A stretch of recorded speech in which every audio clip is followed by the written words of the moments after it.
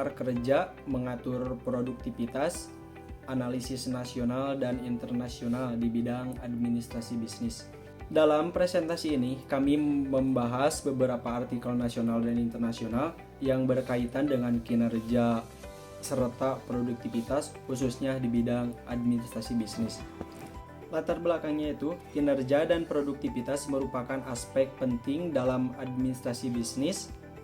Kinerja yang baik akan meningkatkan efisiensi hasil kerja dan daya asing organisasi. Alasan kami mengambil tema ini karena di dalam administrasi bisnis, kinerja pegawai sangat berpengaruh terhadap produktivitas perusahaan. Tanpa kinerja yang baik, hasil kerja pasti menurun dan efektivitas organisasi berkurang. Makanya, penting untuk memahami apa aja faktor yang bisa meningkatkan produktivitas dan sisi kinerja.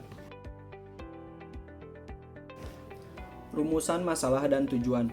Rumusan masalah, bagaimana pengaruh kinerja terhadap produktivitas administrasi bisnis berdasarkan studi nasional dan internasional. Tujuan 1. Menganalisis hubungan antara kinerja dan produktivitas. 2. Membandingkan hasil dan artikel nasional dan internasional. Jadi rumusan masalahnya sederhana aja. Kami pengen tahu gimana sih hubungan antara kinerja dan produktivitas itu sendiri, terutama kalau dibandingkan dari hasil penelitian nasional dan internasional. Tujuannya buat melihat perbedaan pandangan atau faktor yang dianggap paling penting di dua konteks berbeda. Artikel nasional 1.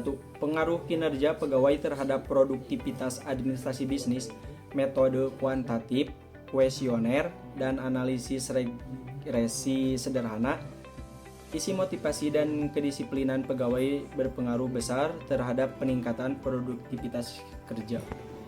Artikel ini meneliti hubungan antara kinerja pegawai dan produktivitas bidang administrasi bisnis.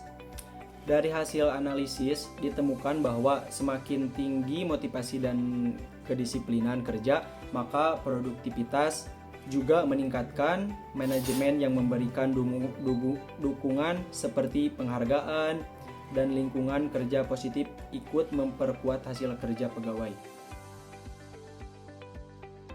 Artikel 2, judul Efektivitas Administrasi dalam Peningkatan Produktivitas Kerja, Metode Deskriptif Kualitatif, Studi Literatur dan Observasi. Isinya sistem kerja yang teratur dan kepemimpinan efektif meningkatkan produktivitas pegawai. Artikel yang kami ambil dari Ibu Teti Sufianti ini membahas tentang efektivitas administrasi dalam meningkatkan produktivitas kerja. Hasilnya menunjukkan bahwa struktur administrasi yang tertata, pembagian kerja yang jelas, dan kepemimpinan yang komunikatif sangat berpengaruh pada peningkatan produktivitas. Jadi, semakin efektif sistem administrasinya, semakin tinggi pula kinerjanya. Artikel nasional 3, judul Pengaruh Kompetensi dan Lingkungan Kerja Terhadap Kinerja Pegawai, Metode Kuantitatif, Analisis Survei dan Data Statistik. Isinya, kompetensi dan komunikasi efektif antar pegawai meningkatkan hasil kerja secara signifikan. Artikel ini membahas peran kompetensi pegawai dan lingkungan kerja terhadap kinerja. Hasilnya menunjukkan jika kemampuan yang memadai dan komunikasi yang baik di lingkungan kerja mampu meningkatkan kinerja secara signifikan. Selain itu, pelatihan rutin juga jadi kunci agar karyawan tetap produktif. Artikel internasional 1 yang berjudul The Relationship Between Employee Satisfaction and Organizational Productivity, Metode Mixed Method, Kuantitatif and Kualitatif. Isinya kepuasan kinerja dan budaya organisasi positif meningkatkan produktivitas. Artikel internasional pertama ini dari Korea Science yang meneliti hubungan antara kepuasan kerja dan produktivitas organisasi. Hasil penelitian menunjukkan bahwa kepuasan kerja pegawai dan budaya organisasi yang sehat bisa berdampak besar terhadap peningkatan performa. Jadi, suasana kerja yang nyaman itu bisa membuat kita menjadi semangat dan juga mendukung kinerja. Artikel internasional 2 yang berjudul The Impact of Digital Transformation on Business Administration Productivity.